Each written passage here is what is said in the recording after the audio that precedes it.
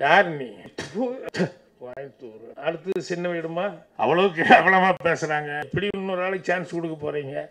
நம்ம தான் கரெக்ட் பண்ணிக்க முடியும் போலி அடுத்தவங்க எல்லாம் வந்து கரெக்ட் பண்ண மாட்டாங்க. ஏன்னா இன்னைக்கு நிறைய அந்த டைட்டில் பொருந்து நிறைய பேருக்கு ஆள் இல்லாத ஊரில் அண்ணன் தான் எம்எல்ஏன்னு சொல்றதுக்கு நிறைய பேர் என்ன ஆளாளுக்கு கட்சி ஆரம்பிக்கிறாங்க இல்லையா? யார் நீ அப்படின்னு இல்லை பாக்கியம் ஃப்ரெண்டு நல்ல நீ நல்ல இல்லைன்னா சொல்லாது. எனக்கு அவனை பிடிக்கல, முதல்ல அனுப்பு. டைரக்டர் சும்மாவே டெம்பராக ஆள் நிறைய ஓட்டு இருக்குன்னு சொன்னோன்னே டேய் முருகா அப்படின்னாரு. பையன் வந்தா வாயிலிருந்து டப்புன்னு பல்லெல்லாம் எடுத்து கொடுத்தாரு. குப்பு குப்புன்னு வாய் ஒப்பிச்சாரு. நான் அது வரைக்கும் பல்லு அப்படி கழட்டியே பார்த்தது இல்லை. பத்திரிக்கையில் பேர் போடுறதுக்காக சில நேரங்களில் சில பேர் போட்டுக்குவாங்க. அது நிஜமானா அது கொஞ்சம் டவுட்டு தான். ஆனால் எனக்கு தெரிஞ்சு இங்கே நிறைய பேரை வாட வச்சுட்டு உண்மையிலேயே வாடும் தெய்வமான மீனாட்சி அம்மா அவர்களுக்கு என்னுடைய பணிவான வணக்கத்தை. ஏன்னா இது இவ்வளோ சிறப்பாக நடக்குதுன்னா அதுக்கு காரணம் அவங்களுடைய பின்னணி தான். அவங்களுக்கு என்னுடைய பணிவான வணக்கம் தெரிவிச்சுக்கிறேன். அதே மாதிரி தயாரிப்பாளர் ராம்தாஸ் ஐயா அவர்களுக்கும் என்னுடைய பணிவான வணக்கம் தெரிவிச்சுக்கிறேன். அப்புறம் விழா நாயகன்னா 2 பேர். மியூசிக்கு வந்து நம்ம தேவா சார் சொல்லலாம். அதுக்கப்புறம் வந்து பாலா, பகவதி பாலா அவர் வந்து டைரக்டர். ஸோ அவர் உள்பட எல்லாத்துக்குமே மேடையில் இருக்கிறவங்க, படத்தினுடைய நடிகர் நடிகைகள், அவர் வாழ்த்து வந்தவங்க எல்லாத்துக்கும் என்னுடைய பணிவான வணக்கம் தெரிவிச்சுக்கிறேன். இந்த டைட்டில் கேட்டோன்னையுமே எனக்கு கருக்குன்னது என்னென்னா, ஆள் இல்லாத ஊரில் அண்ணன் தான் எம்எல்ஏ அப்படின்னு சொன்னோன்னே பகவதி பாலா யாரை சொல்கிறாரு? எல்லாரும் புதுசாக கட்சி ஆரம்பிச்சிருக்காங்க. இவராக இருக்குமோ அவராக இருக்குமோ யார் மேலேயோ மைண்டில் வச்சுக்கிட்டு. ஏன்னா இன்றைக்கி நிறைய அந்த டைட்டில் பொருந்து நிறைய பேருக்கு ஆள் இல்லாத ஊரில் அண்ணன் தான் எம்எல்ஏன்னு சொல்கிறதுக்கு நிறைய பேர் என்ன ஆளாளுக்கு கட்சி ஆரம்பிக்கிறாங்க இல்லையா? அதனால் ஸோ அந்த கட்சி அந்த டைட்டில் பார்த்தோன்னே எனக்கு அதுதான் ஞாபகம் வந்தது. இதுக்கு மேலே பேசினா பகவதி பாலா அதில் பேசினோம்னா மாட்டி விட்டுற மாதிரி ஆகி போகும். பட் அவர் என்ன வச்சாரோ தெரியல. ஆனால் நல்ல சிறப்பான ஒரு டைட்டில். இங்கே சித்ராலட்சுமி பேசும்போது நிறைய ஃப்ளாஷ்பேக் எல்லாம் சொன்னார். பழைய படங்கள் அது இதெல்லாம் நாங்கள் டிஸ்கஸ் பண்ணது அதெல்லாம் ரொம்ப சந்தோஷமாக இருந்தது.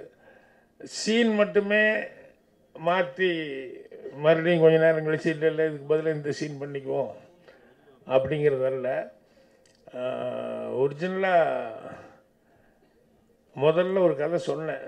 சொல்லி என் assistant GM Kumar, Livingston, Vishwa எல்லாருமே வந்து ரொம்ப நல்லா இருக்குது அப்படின்னு சொல்லிட்டாங்க. ஒரு நாள் விட்டுட்டு 2வது நாள் இல்லையா இந்த கதை வேறு மாதிரி சொல்கிறேன், இது வேண்டாம் அப்படின்னு சொல்லிட்டு கதையே மாற்றி சொன்னேன். அதுதான் முந்தான முடிச்சு. ஸோ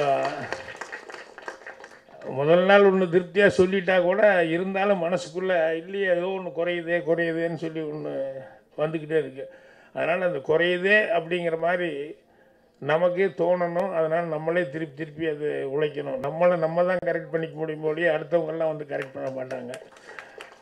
ஏன்னா நல்லா ஞாபகம் இருக்குது. அவனாசி பண்ணி நம்ம பாண்டியராஜன் அவங்க மாமனார் டைரக்டர், அவர்கிட்ட முந்தான முடிச்சு இன்டர்வல் வரைக்கும் கதை சொன்னேன். இன்டர்வலில் வந்து அந்த மாதிரி எல்லா பசங்கள்லாம் பொய் சாட்சி சொல்லிட்டானுங்க. வேறு வழியே இல்லாமல் கை நீட்டினேன், தாலி கொடுத்தாங்க, அதுதான் இன்டர்வல் அப்படின்னு சொல்லி சொன்னேன். கேட்டு இருந்தவர் கொஞ்சம் நேரம் கழித்து இல்லை ராஜா உங்கள் படத்தில் வித்தியாசமாக ஏதாவது ஒன்று இருக்குன்னா அது குறையுதே, என்னமோ ஒன்று இன்டர்வலில் குறையுதே அப்படிங்கிற மாதிரி சொல்லிக்கிட்டு இருந்தார். அப்புறம் தான் என்னடா ஒருத்தருக்கு திருப்தியாக இல்லாமல் சொல்கிறாரு அப்படின்னு சொல்லிட்டு அதுக்கப்புறம் மண்டையை உடைச்சி அதுக்கப்புறம் தான் அந்த தாண்டுற சீனே அதுக்கப்புறம் தான் நான் கிரியேட் பண்ணேன். ஸோ ஒருத்தர் சொல்லும்போது நம்ம வந்து அதை மனசில் வாங்கிக்கிறேன்னா அவங்களுக்கு அவ்வளோ ஃபுல்லாக சாட்டிஸ்ஃபேக்ஷன் இல்லை. அப்படிங்கும்போது நம்ம மேக்ஸிமம் இப்படி முயற்சி பண்ணுறது அப்படின்னு சொல்லிட்டு. அதே மாதிரி நளினி அவர்களை பற்றி சொன்னாங்க, ரொம்ப சந்தோஷமாக இருந்தது. அடுத்தது சின்ன வீடுமா அதில் இல்லை அவங்க எவ்வளோ பெருந்தன்மையாக வந்து இல்லை காசை பற்றி பேசாதீங்க, கால் சீட்டு மட்டும் பற்றி பேசுங்க அப்படின்னு சொல்லும்போது இதான் இப்படி தான். அதே மாதிரி ஏகாம்பவானன் அவருக்கும் என்னுடைய மனமார்ந்த பாராட்டுகள் தெரிவிச்சுக்கிறேன். ஏன்னா சொற்கோ சொல்லும்போது என்னையெல்லாம் இன்ட்ரடியூஸ் பண்ணது அவர் தான் அப்படின்னு சொல்லி நிறைய பேர்த்த அவர் இன்ட்ரடியூஸ் பண்ணியிருக்காரு. அப்படின்னா இதுதான் ஒரு மனிதனுக்கு கிடைக்கக்கூடிய பெயருங்கிறது. அவங்க என்ன பண்ணாங்கிறது இந்த மாதிரி சபையில் வந்து அவங்களுடைய பெயர் எல்லாரும் சொல்கிறாங்க அப்படின்னு சொல்லும்போது அது ரொம்ப சந்தோஷமான ஒரு சமாச்சாரம்.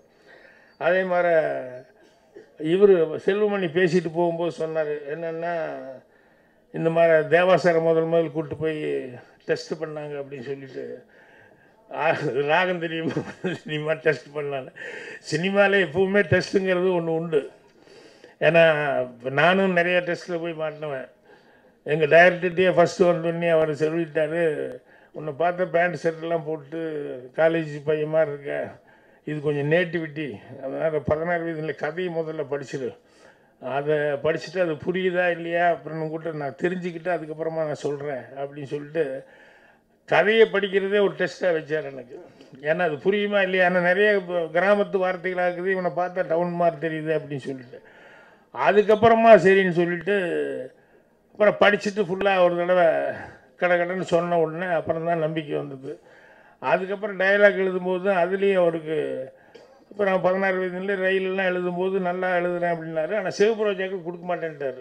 எனக்கு தனியாக சான்ஸ் கொடுங்க, போயா இது சிட்டி சப்ஜெக்ட்டு, இது கொஞ்சம் மாடர்னாக நான் வித்தியாசமாக திங்க் பண்ணுறேன். இல்லை சார் நான் ட்ரை பண்ணுறேன் சார்.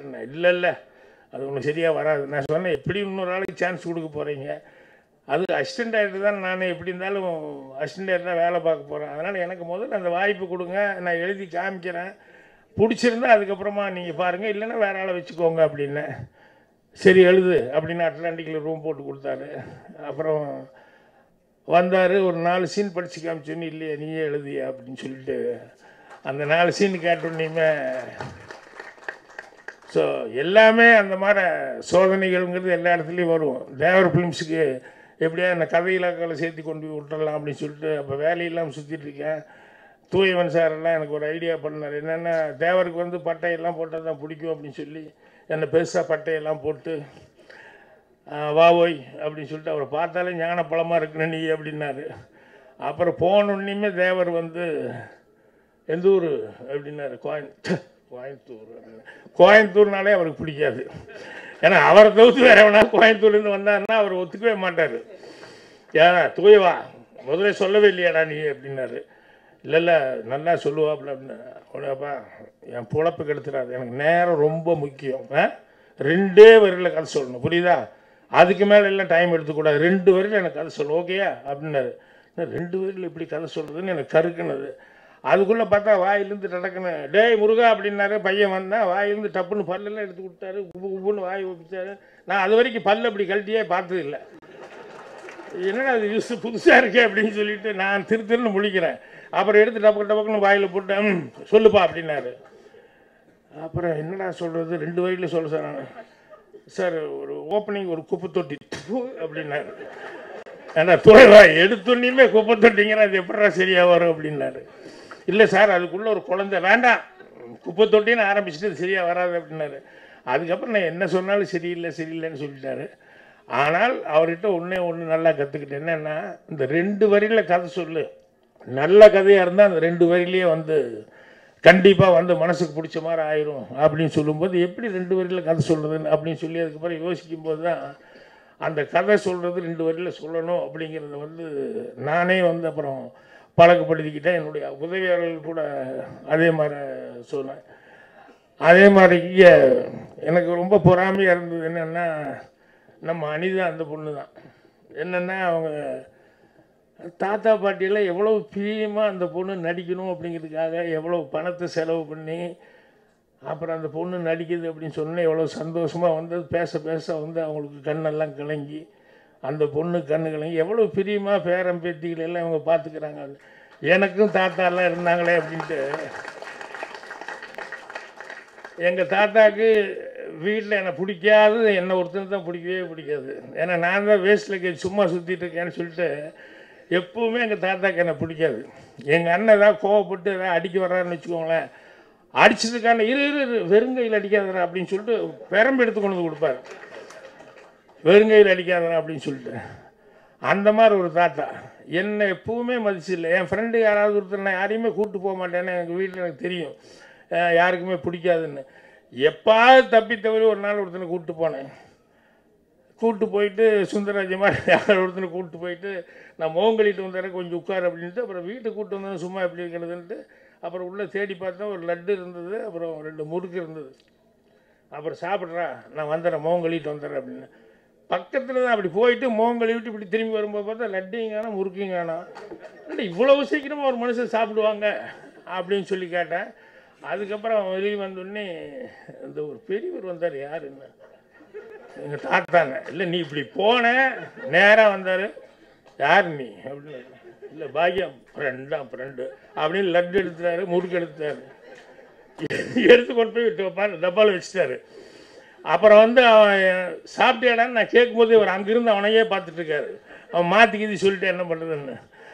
அந்த மாதிரி எங்கள் தாத்தாலாம் வீட்டுக்கு யார் வந்தாலும் ஒரு பிடிக்காது, என்னை வந்து ஒத்துக்கவே இல்லை. அப்புறம் ரொம்ப நாள் கழித்து சினிமாவில் நான் வந்ததுக்கப்புறம் தான் சரி பரவாயில்ல ஏதோ உருப்படியாக ஒன்று பண்ணிகிட்ருக்கான் அப்படிங்கிற மாதிரி இருந்தது. ஸோ இவங்களெல்லாம் பார்க்கும்போது எனக்கு அவங்க தாத்தா வந்து அவ்வளோ பிரியமாக பண்ணார், பாட்டி இவ்வளோ பிரியமாக பண்ணார் அப்படிங்கும்போது ரொம்ப சந்தோஷமாக இருக்குது. இதில் இன்னொருத்தர் என் ஆள், நான் வரும்போது போஸ்ட்டை பார்த்துக்கிட்டு வந்தேன், ஆள் இல்லாத ஊரில் அண்ணன் தான் எம்எல்ஏன்னா நம்ம சுந்தரராஜனாக இருக்குமோ அப்படின்னு. ஆனால் போஸ்ட்டில் சுந்தரராஜ் இருந்தால் போஸ்டரில் சுந்தரராஜன் நல்ல ஹியூமர் சென்ஸு. நான் எனக்கு எப்படியோ அதே மாதிரி அவனும் நல்ல ஹியூமர், நல்லா ரசிக்கிறான் காமெடியை. அவன் ஊரில் நாடகம் போடும்போதெல்லாம் நான் வந்து ரோட்டில் நாடகம் போடுறதுன்னா எனக்கு வீட்டில் அடி விழுந்துடும். எங்கே ரோட்லெலாம் போய் டான்ஸ் அது நாடகம் கிடங்கமெல்லாம் அப்படி இப்படின்னு. இவன் நாடகம் போட்டிருப்பான், அதனால் ரிஹர்சல் பார்க்க போவேன். அப்போவே ரொம்ப காமெடியாக இருக்கும். ஏன்னா இவன் ரொம்ப சீரியஸாக அவன் சொல்லி கொடுத்துட்ருப்பான், டைரெக்ஷன் பண்ணி எல்லாம் நடிச்சிட்டு இருப்பாங்க.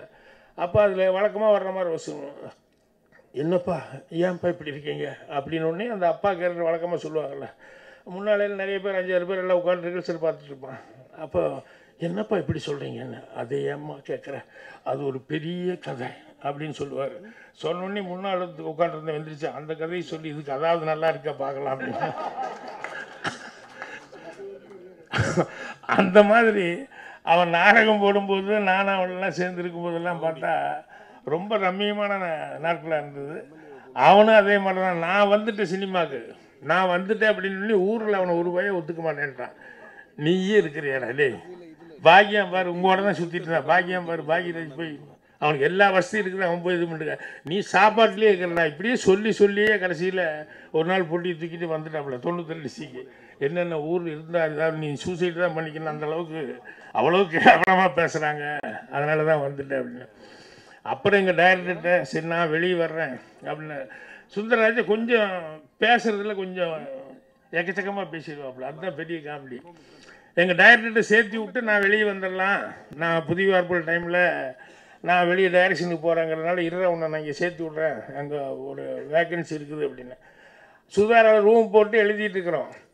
நான் வந்து எங்கள் டைரக்டர்கிட்ட சொல்லி உன்னை பற்றி சொல்லி இது பண்ணுறேன், நடுவில் நீ எதுவும் பேசிடாதப்பா அப்படின்னு சொல்லிட்டு நான் வந்து 92 சி வரைக்கும் போயிட்டு வந்துடுறேன் அப்படின்னு சொல்லிட்டு போயிட்டு வர்றதுக்குள்ளே எங்கள் டைரக்டர் வந்துட்டார். வந்துன்னு என்னை கீழே பார்த்து, எவன் அவன் ரூமில் உட்காந்துருக்கான், என்ன சார் அவனை முதல்ல வெளியே அனுப்பி என்ன சார், அவன் நல்லடே நீ நல்லா இல்லைன்னா சொல்லாது, எனக்கு அவனை பிடிக்கல, முதல்ல அனுப்பு, நான் வரமாட்டேன் அப்படின்னு. அப்புறம் வந்து என்னடா சுந்தரம் என்னடா பண்ண, இல்லை வந்தார் வணக்கம் சொன்னேன், சரி அதோ நிறுத்திக்கிறாப்புல்லண்ணே, நீ எங்கேன்னு கேட்டார், வெளியே போயிருக்கேன்னே, சரி நான் அப்புறம் வரேண்ணே சார் ஒரு நிமிஷம் அப்படின்னு. என்னென்ன இந்த கதையில் கொஞ்சம் நிறைய ஓட்டைகள் இருக்கு சார், டைரக்டர் சும்மாவே டெம்பராக ஆள், நிறைய ஓட்டை இருக்குன்னு சொன்னோடனே நீ யார், இல்லை நான் அடுத்து உங்ககிட்ட சேரலான் இருக்கு, ஓ நீ சேரலான் இருக்கியா அப்படின்ட்டு. ஸோ அந்த மாதிரி சுந்தரராஜன் சில நேரங்களில் அப்படி பேசுகிறது வந்து யதார்த்தமாக பேசுகிற மாதிரி இருக்குது, ஆனால் ரொம்ப இளைஞலான சில விஷயங்கள் எல்லாம் பேசிவிடுவாப்புல. ஸோ சுந்தரராஜன் நல்ல ரசிகர் வேறு. நான் என்னோடய படங்கள்லாம் பார்க்கும்போது பக்கத்துலேருந்து பார்த்தா ஆன்னு அப்படி வாயை திறந்துட்டு பார்ப்பாப்புல. ஸோ நல்ல ரசிகனாக இருக்கணும்னா நல்லா இது பண்ண முடியும். என்கிட்ட ஏதாவது பேசிகிட்டு இருக்கும்போது நாடகத்தை பற்றி ஏதாவது சீன் பற்றி சொல்லிட்டு இருப்பான், ஏதாவது ஒன்று சொல்லிட்டு வெகு தூரம் நீ ஓடி சென்றாலும்னு ஆரம்பிச்சிடுவான். 4 லைன் பேசிட்டு போய் உடனே ஒரு பாட்டு ஆரம்பிச்சிடுவான். எப்படின்னா இப்படி மனப்பாடம் பண்ணி வச்சுருக்கான்னு எனக்கு ஆச்சரியமாக இருக்கும். ஸோ இவங்களோடையெல்லாம் காம்பினேஷனில் உட்காருறது, ராஜா கிட்டேயெல்லாம் உட்காரும்போதெல்லாம் இப்படியே சொல்லி தான் அவனுக்கு பாட்டுகள் எல்லாம் வந்து சிறப்பான பாட்டுகளாக கிடச்சிருக்கு. ஸோ அந்த சுந்தரராஜன் மாதிரி நிறைய பேர் இந்த படத்தில் நடிச்சிருக்காங்க. ஸோ இந்த டைட்டிலுக்கு தகுந்த மாதிரி அவர் வித்தியாசமான முறையில் வந்து பகவதி பாலா அவர்கள் நான் வரும்போது பார்த்தேன் இன்னொரு ஹீரோ இருக்கிறது எனக்கு தெரியல, அவர் மட்டும்தான் நடிச்சிருக்காருன்னு நான் நினச்சிக்கிட்டு இருந்தேன். இல்லை உங்கள் பாட்டு பார்த்தேன், அதனால் நீங்கள் மட்டும்தான் நினச்சா. அப்புறம் கேட்டால் இன்னொருத்தர் சொன்னாங்க, இல்லை செல்வான்னு இன்னொருத்தர் ஆக்ட் பண்ணியிருக்காருன்னு. ஸோ எல்லா கலைஞர்களுக்குமே என்ன இந்த காலத்தில் வந்து வாய்ப்பு கிடைக்கிறது, அதுவும் வந்து பண முதலீடு பண்ணுறதுங்கிறதெல்லாம் வந்து இந்த மாதிரி யாருக்கும் கிடைக்காது. ஸோ அந்த மாதிரி மீனாட்சி அம்மா அவர்கள் வந்து ராமதாஸ் அவர்கள்லாம் வந்து இவ்வளோ தூரம் வந்து அந்த புது ஆளுகளாக இருந்தால் கூட என்கரேஜ் பண்ணி இவ்வளோ தூரம் கொடுத்துருக்காங்க அப்படின்னு சொல்லும்போது அந்த வாய்ப்பை நீங்கள்லாம் நல்லா பயன்படுத்திட்டீங்கன்னா இன்னும் சொன்ன மாதிரி நிறையா டெக்னீஷியன்களை அவங்கள வச்சு நிறைய பேர் வர்றதுக்கான வாய்ப்புகள் இருக்கும். அதனால் அந்த தயாரிப்பாளர் அவங்க நல்லா இருக்கணும், நல்லா இருக்கிற அளவுக்கு நம்மெல்லாம் உழைக்க வேண்டிய, ஏன்னா ப்ரொடியூசர் கிடைக்கிறது தான் பெரிய விஷயம் இந்த காலத்தில். ஸோ இவ்வளோ நல்ல ப்ரொடியூசர் கிடைக்குதுங்கும் போது நம்ம பயன்படுத்திக்கிறது ரொம்ப முக்கியம். ஸோ இந்த டைட்டிலுக்கே படம் நல்லா வரணும், இன்னும் விஷயம் உள்ளே இருந்தது அப்படின்னு சொன்னோம்னா மீண்டும் கூடி சீக்கிரமே வெற்றி விழாவில் வந்து நல்லா சந்திப்போம். நன்றி. ஹாட் சினிமா அப்டேட்ஸ் உங்களுக்கு தெரிஞ்சுக்கணும்னா உடனே நம்மளுடைய ஃபன் அட் வீடியோவை லைக் பண்ணுங்க, ஷேர் பண்ணுங்க, கமெண்ட் பண்ணுங்க, மறக்காம சேனலை சப்ஸ்கிரைப் பண்ணுங்க.